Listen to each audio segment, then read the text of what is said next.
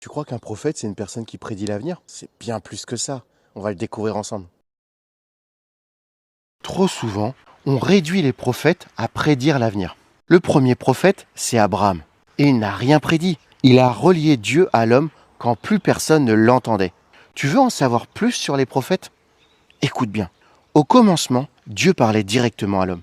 Dans le jardin, il marchait quotidiennement avec Adam.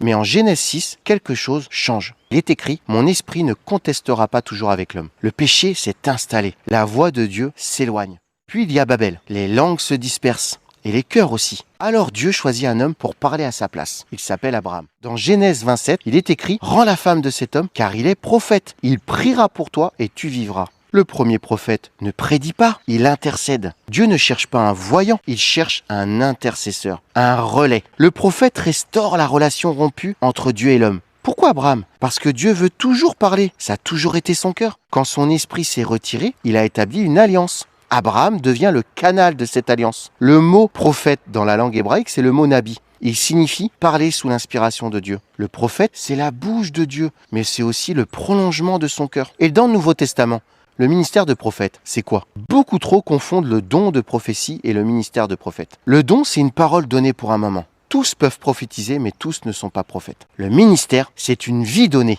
une vie en offrande. Dans les actes, un nom revient 2 fois, Agabus. Dans Acte 11 au verset 27 et 28, il annonce une famine par l'esprit. Et dans Acte 21 au verset 10 et 11, il va lier la ceinture de Paul et prophétiser sa captivité. On a ici 2 contextes, mais un même esprit. Agabus ne reçoit pas seulement, il n'exerce pas seulement un don prophétique. Il marche dans son ministère. Chaque jour, son message n'est pas spectaculaire. Il prépare le peuple. Le prophète du royaume, il n'est pas là pour créer la sensation, voire même la peur. Il va préparer les cœurs, il va préparer la foi.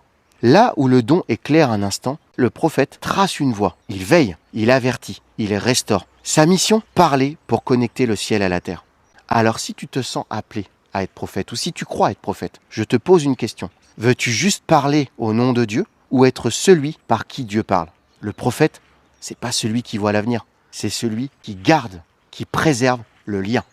J'espère que cette vidéo t'a permis de découvrir un peu plus le ministère de prophète. On se dit à très vite sur Focus. D'ici là, n'hésite pas à commenter et à t'abonner.